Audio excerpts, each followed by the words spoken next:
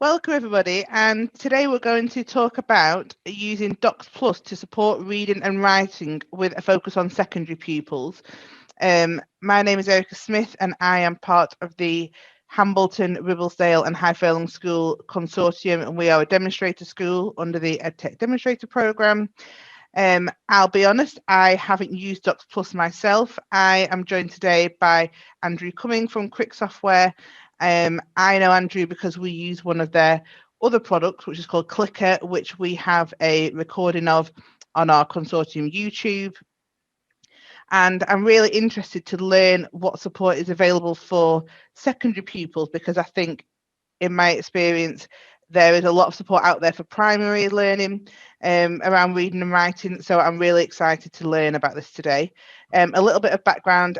High Furlong is a special school and we are based in Blackpool. So we are a through school catering for pupils from age 2 to 19 with a whole range of complex medical, physical and learning needs. So with that comes a lot of different technology to enable our pupils at whatever level they are working to be the best that they can be and kind of increase and promote that independence. We use a host of technology in school, as you can see. We are known locally and possibly on a more national level, given the last 12 months of the demonstrator project, really, for how we use assistive technology, which is embedded in all aspects of learning. When you walk around school, the technology is very visible, and I think what's really stands out in our school is that we use a lot of technology to support literacy skills and for communication. So we've got lots of pupils with different communication devices around school. So I've worked quite closely with Andrew for the last 12 months, and I'm really looking forward to learning more about DocsPlus. Thanks, Andrew. Perfect. Okay, well, thank you very much for that, Erica. DocsPlus is our kind of like secondary version or piece of software. For primaries, we do have a piece of software called Clicker. Now, with DocsPlus, we do have kind of 3 key components built into the DocsPlus software. So the first area we have is the word processor, as you can see here. So similar to Microsoft Word or Google Docs, this is where we would produce our piece of work. And we do have a range of different support features in here as well. The second aspect of DocsPlus is an area called the Smart tab. The Smart tab is where you will find 2 key activities built into DocsPlus, one of them being a mind mapping tool. That I will show that in a little bit, and we'll go through the different features. And then finally, we have a PDF reader linked specifically to a built-in exam mode. So we can use DocsPlus instead of a human reader and scribe. It is all JCQ compliant, and I will be referring to that near the end of this meeting. So starting with DocsPlus then, starting with the word processor. So this is what we have here. However, we do have some key differences between our word processor and others out there. The first feature that I do like to show to schools is this feature at the top here called the predictor. Most pupils will know how a predictor works because it's like we have on phones and other devices. But with our predictor, it's great for those reluctant writers. It's also really good at predicting phonetically as well. So if we're in a lesson and we want to write about some quite complex topic areas, one of them being, for example, like photosynthesis, with the predictor, as well as just predicting standard words, if I type a word like photo and just have a go at spelling a word, DocsPlus, the predictor, will predict phonetically for us. So words like photosynthesis.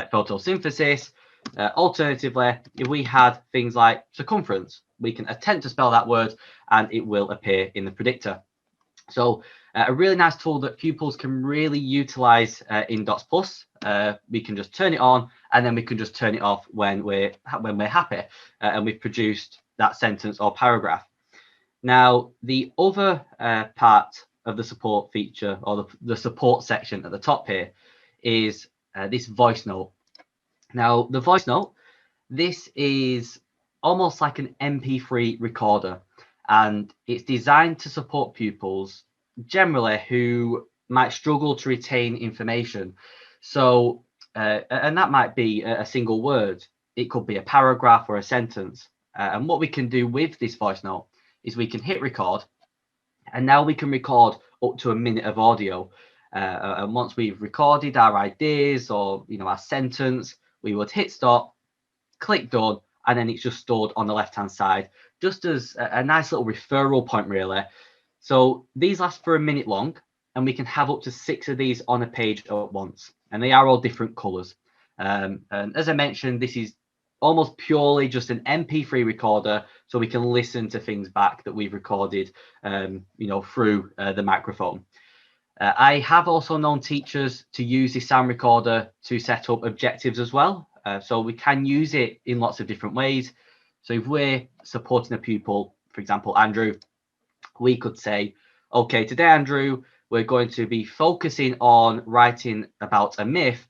So remember to refer back to our text and look at some of the keywords that I've given you during the lesson. Click stop, click done. And now the blue one could be a teacher prompt, for example. So the voice note there, really nice for a pupil's perspective of recording their own ideas, but also from support staff, teachers, teaching assistants, to record objectives if pupils struggle to read the board or retain certain information. So they were 2 of the kind of like key support features built into our word processor.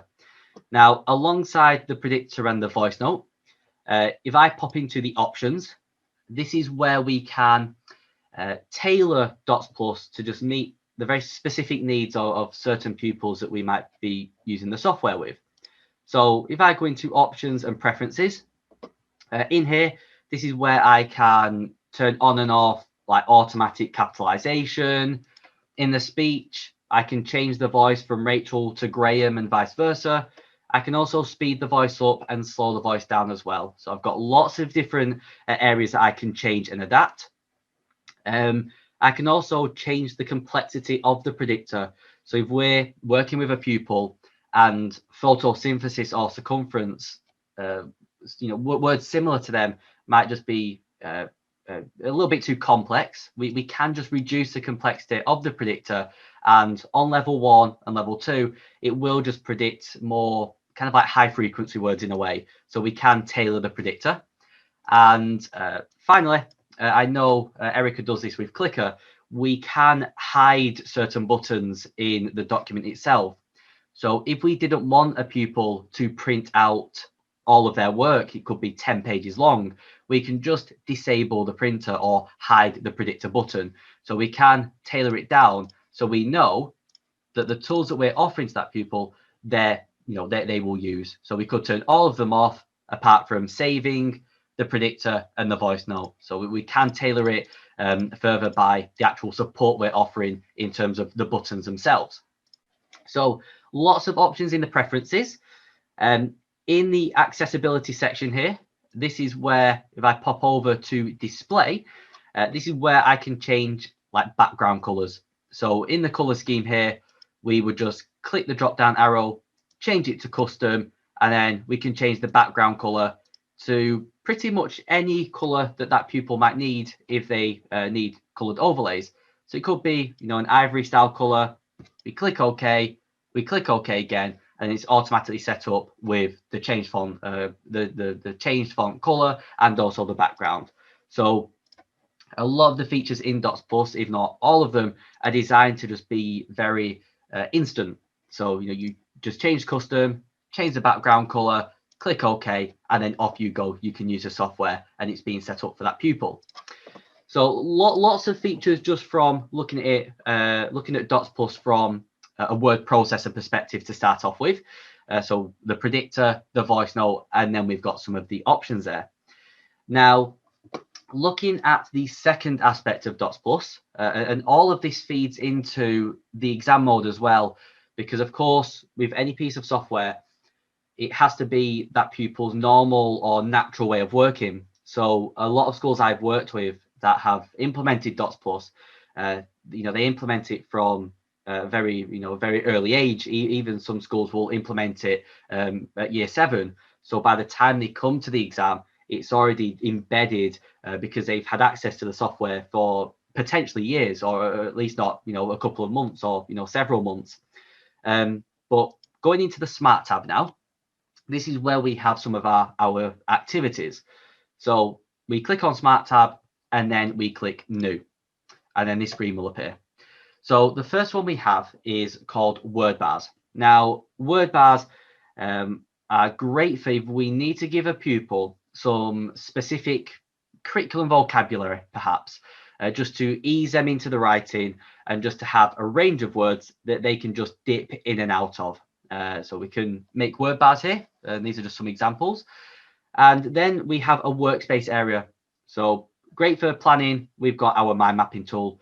We can put pictures into here as well. We can make them, really complex, depending on the unit of work that we're looking at. And in this screen here, we do have the doc reader as well, but that links into the exam mode, which I will show in its own little section. Now, the word bar and workspace, we can create them from scratch if we needed to. However, we do have an area called learning grids. Now, learning grids is full of pre-made content. So if or to find learning grids, what I do is I would click on the Smart tab and then click Explorer. So Smart tab, click Explorer, and then just this little icon here, we pop into learning grids. At the moment, we have 822 pre-made resources readily available that comes with DocsPlus, and we can just start to use within our lesson. This is updated every 3 to 6 weeks, I believe. I believe that's a time period that we work on adding new resources. And at the top here, we can filter by the curriculum area.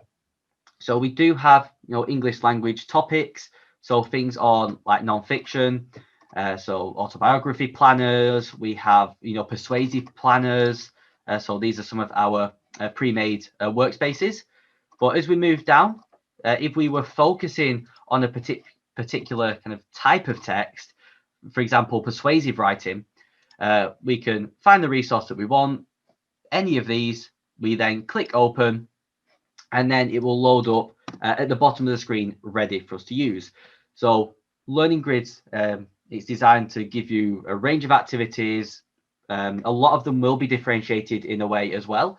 And for the pupil using this, we can just click on the options at the bottom, and then they will just automatically be added into the document above. And we can just click on the different tabs, just go through, maybe introducing that pupil to new vocabulary that they might never have used before. So got some really nice word bars, and that was just one example, just in our English language topic. But of course, we've got vocab, so like synonyms, more writing frames and planners, letter writing. But popping over to English literature, hopefully, as you're all watching this, you can see some topics or some text that you might be looking at in school. For example, if we were looking at Great Expectations, or I remember doing Of Mice and Men, if I just pop into here, in Of Mice and Men, we have 3 resources, 3 word bars, but aimed at different areas of that text in a way. So we've got one on characters, one on themes, and then we've got an A to Z word bar. Now, the A to Z word bars, I described them as dictionaries all about that topic. So it'll be an A to Z dictionary, all linked to vocab that we might use in Of Mice and Men. But looking at the characters, and we do have, others available, like Macbeth and Frankenstein. But opening this characters one, I really like these because it's making sure that the pupil we're working with just doesn't have to retain too much information. So as we go through, we've got the keywords on Lenny, George, Slim, Curly. So as we're working through that assignment or essay, we can pop into here if we need to, and we can just click on the words, and then we can just insert them into the document above. We can also right click on any of these words, and DocsPlus will read it back to us as well. Powerful. So powerful, if we're not too sure on that word, we can right click and listen to it back. and then we can drop and drag it into the document as we're writing our sentences. And then, of course, we do have the other characters as well. So yes, breaking that text down just so it's more accessible for the pupil. And showing you the A to Z word bars now. If I just open this one up at the bottom here, you can see slightly different where we've got that full kind of dictionary. So for our more confident readers and writers now, or learners, they have access to arguably all of the vocab linked to that type of text that they can, similar to the other one, just dip in and out of as they complete that piece of work. So just go through here and then choose some of the keywords that they might want to use. So DocsPlus is really good for the English topic areas, but it's also got a lot of potential for cross-curricular subjects as well. For example, we have biology, chemistry, and physics topics. So going into the Earth and atmosphere. So scrolling down here, we've got carbon cycle, Earth's atmosphere, even more complex topics as well, like the Earth's composition and structure. So we can open this one up. Still a similar style of activity, but with just different content in there. So we've got the crust, the mantle, tectonics plates, and then we've got the other areas as well. So got a lot of potential from a cross-curricular perspective. So not just your English writing. And of course, we've got physics and biology as well. Then in geography, we of course have human and physical geography. So pop into here. We've got 81 resources in physical geography. So we've got things on like the forests. I think we've recently added these, the deserts, so kind of like biomes and habitats. But we can just scroll down here, find the activity that we want to use for that lesson, click open, and then we've got that instant resource to give to the class or the group or even the pupil. So lots of geography topics in here that we can utilize. So we've got lots in here. Popping over to history. We've got quite a lot in history, actually. I think we've got 273 across the history topic. So we've got like Germany, so Hitler's rise to power. We've got the Civil War. We've got Henry VIII. So lots of different topic areas, and we do work through topics that you will find in the secondary curriculum as well. These aren't like random topics. We do work with suggestions from schools as well. So we've got a whole history section. And then we do have social sciences as well. This is something that we're constantly looking at adding to, but we have government and politics, psychology and sociology. So even some of the other topic areas that we might want to focus on, like the voting system, children's rights and human rights as well, and like election things. So lots of topic areas really in learning grids that we can utilize. From my perspective of working with schools, a lot of schools really like the English literature topics sections here, breaking that text down, into individual components. But then, of course, we do have, lots of potential for other subjects as well. So it doesn't just have to be seen as, an English toolkit. It can follow that student into science lessons, geography lessons, and history lessons as well. So that was a quick look at learning grids. Something I recommend to schools that do look at DocsPlus is it's all about exploring. We've looked at 4 resources at the bottom here. There are still over 800 that we've not even touched on today. So it's all about exploring, seeing what topic area you're looking at, and then loading up that relevant activity. Now, in terms of the activities at the bottom, so of mice and men, or Earth's composition, or the persuasive frame, you're not just stuck with what we have in learning grids as well. So in the bottom left of the screen, we have a button that says edit the word bar. So when we click on this will take us to the edit screen, and we can delete words, we can change words, we can adapt the activity so it's just more relevant for that pupil. So you're not just stuck with what we've created, you have full control over how you want that activity to function as well. So we can highlight the words and then just completely delete it out of there. And then obviously we can add our own words as well. Once we're happy with that, we can click run, and then that will take us to our edited activity. In terms of saving these, just so you're all aware of how these are shared, we can save these. because of course we might want to come back to them at a later date, you know, the following lesson or even the following week. So what we can do is, if I stay in the Smart tab and then pop over here to save word bar as, when I click on this, similar to saving other types of files, I would just save it onto the network, or for example, my laptop, save it onto the network, call it something relevant to that pupil, click save once you put it into that folder. And if you wanted to access it for the next lesson, you would just find it in the folder, double click, and it will just automatically load up into DocsPlus. So in terms of the logistics of sharing and loading and saving, it should be the same as what, you know, schools are used to at the moment as well. So that was a quick look at learning grids and you know, some of the resources we have available and some of the topic areas I've just, you know, briefly kind of covered here, so like science and geography. But of course, one area that I've not specifically showed yet is the workspace, and I did just want to show how to create one of these really quickly from scratch. So clicking on Smart tab and then clicking New and clicking on the workspace, this will take us just to a blank screen. Now, all we have to do is just double click on the page to put a box in. So double click, double click, double click. If we wanted to connect the boxes together, we just drag from the green circle. So just drag, drag, drag, and drag. So, you know, we'll try to make this as easy as possible for pupils to implement within their learning as well. It's not just a teacher's tool. And what we do is we just type into the boxes. So we might be looking at animals like adaptation or habitats, and we might just want to start off with just some animals that we want to talk about. And we can expand these as well, but tiger, lion, giraffe, and elephant. And then, of course, if we did want to expand on them, we just double click to add another box, and then we just drag the green circle to connect them together. Now, we can change background colors as well to make it a little bit more visual, and we can change the colors of boxes as well.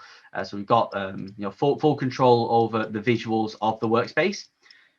We can insert pictures as well, just by dragging off Google Images if we needed to. So if we had a picture of a lion off Google, just drag and drop it into the box, and it's as easy as that, really. But once we have produced a workspace, sorry, what we can then do is we can use this directly within our writing. So in the bottom left of the screen here, we've got this button that's called the export button. And when we click on this, we then have the ability to turn this mind map or workspace into a word bar. So when we click word bar here, we have some specific options that we can change. So just using that tab, you know, splitting text into individual words. But because I've just got quite a basic one here, and this could be as complex as I needed it to be, I just click OK, and then DocsPlus will take all of our ideas from that workspace and instantly put them at the bottom of the screen, ready for us to use within our writing.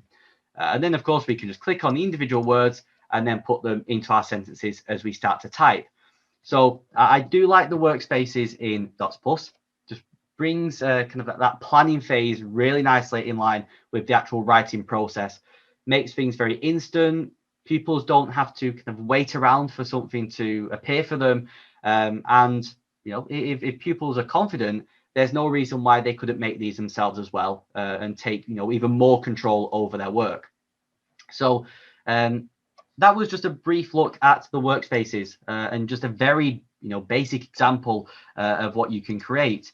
You know, the more words you have, the more words will be filled in the word bar at the bottom here. So that was just covering the word bars and workspaces along with the learning grids. Now, the area I do want to cover now, just to finish off, is the exam mode.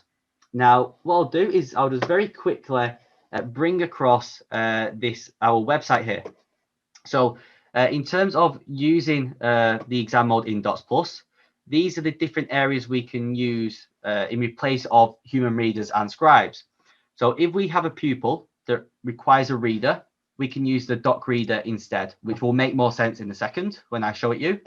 And if we have a reader and a scribe, we can use the word processor, the speech feedback in the word processor, we can use the spell checker, and we can use the predictor and doc reader.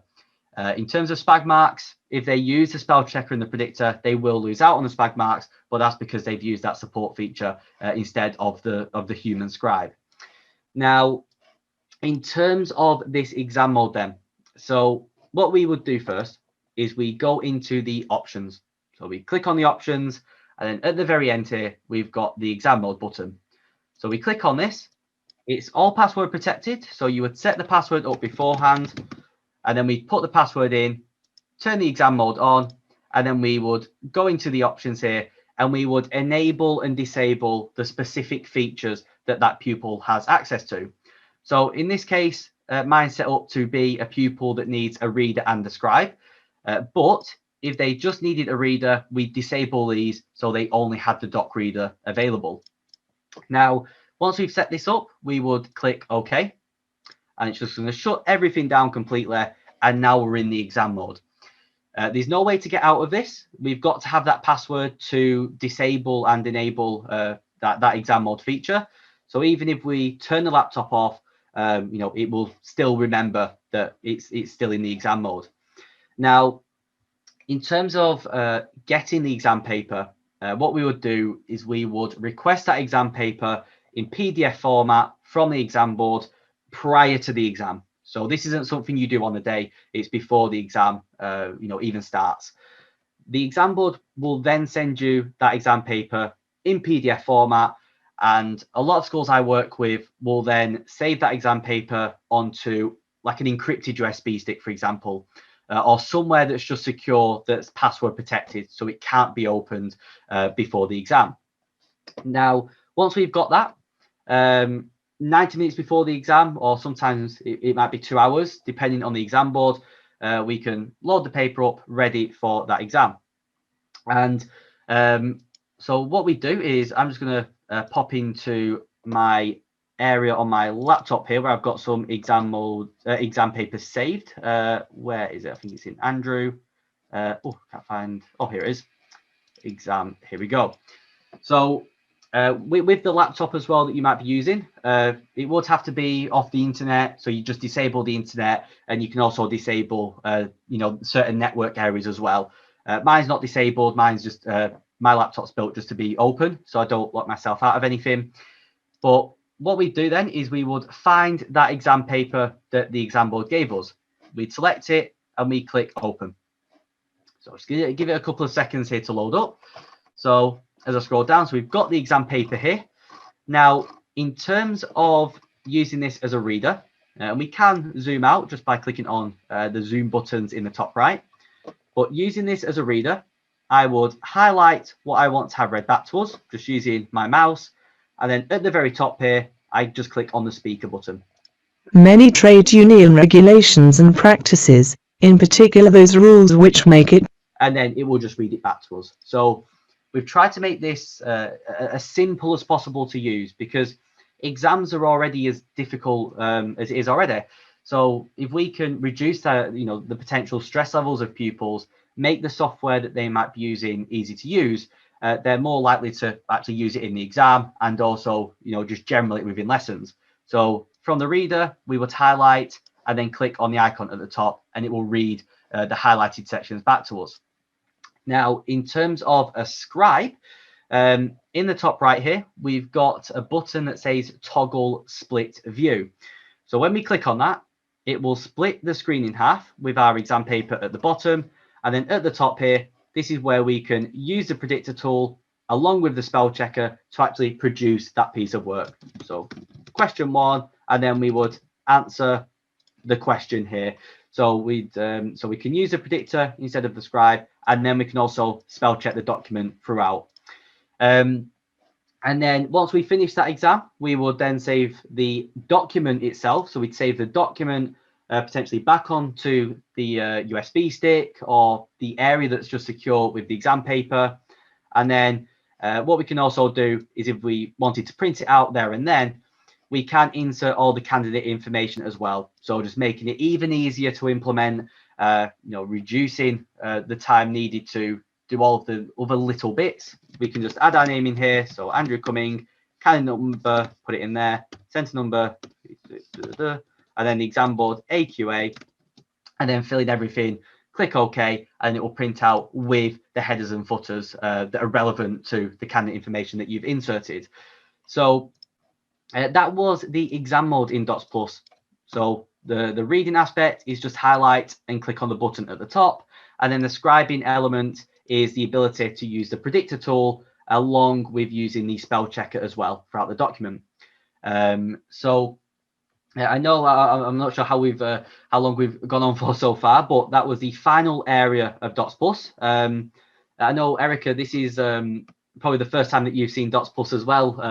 I don't think we've ever looked at DocsPlus until very, very recently, and that's no, not at all. Yeah. So I don't know if you want to add anything or offer your view on DocsPlus in a way.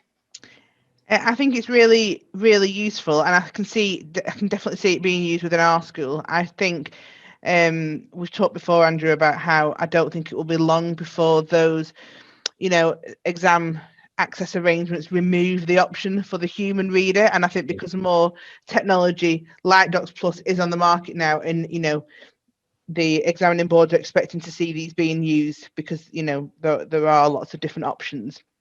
But I think it just needs to be the normal. If it's the normal way of working, then you don't need those specific access arrangements. That's right, isn't it, Andrew? If it is the student's normal way of working. So rather than thrusting this upon them in an exam situation, if this becomes part of their normal way of learning, and I think we've spoken before about how what I really like about your products from Crick is that the more we normalize setting our own preferences, across all learners, then those learners who need them feel less isolated. If it just becomes a norm that you can change your background if you need it, so actually that your student with dyslexia doesn't feel like they're standing out. I think that's something that I'm very conscious of as students move up through school. Yeah. But no, I thought that was great. I think you covered a lot. Yeah. I think it's just a case of going away and having a go and requesting that trial and just becoming familiar with it. I think I like that predominantly we use Clicker in the primary end of school to do the teaching around those kind of word processing skills, and I like that actually this fits for those students in the secondary side of school. And just referring back to when you mentioned about normal way of working, the doc reader element of DocsPlus doesn't just have to be used for exam mode purposes. If a teacher has a Word document that might be a source paper or just general text that they've taken out or extracted from something, with a Word document you can save the Word document as a PDF and then you can load it into DocsPlus, so it doesn't have to just be seen as we're using the doc reader for exams. Of course you can use it for exams, but it could just be generally having a reader just in everyday lessons, mock exams as well, preparing them as they journey through the school in the year groups, moving them towards that final stage of, you understand the software, you've used it for potentially months and months, maybe even years, and now we're going to do that exam, using the same software that they have been doing, previously. So I know I'll just bring up the PowerPoint now. I just need to change it here. So here we go. Just going back here. So just put your details up here, Erica. Yeah, please do reach out to us if you think that you would like some more support around all aspects of assistive technology. If you are really interested in DocsPlus and would like to know more, Andrew's contact details are there. I've also put my head teacher, Neil Oldham, his details, as he is quite active on Twitter. And please do follow our school on Twitter and Facebook. So, and you'll see lots of this kind of technology being demonstrated in our posts. So thank you, Andrew, for coming and speaking about that this afternoon. I think with different teacher assessments and with exams being cancelled, in the typical exam format this year, I think it's just really useful. And I think almost now is the time for staff to get their head around this way of, supporting students in those not just exam. I say exam and assessment arrangements, but actually, like we say, as part of the normal working, but with that long-term vision of how it can support exam access arrangements. So thank you. No, that's Thank you very much, everyone. Yeah, no, thank you very much, everyone. Like I said, my email's there as well. If you want to learn anything about DocsPlus, pop me an email, contact our office number on there, and yeah, we'd be more than happy to help. But thank you for sitting through this recording, and I hope you found it really useful. Thank you.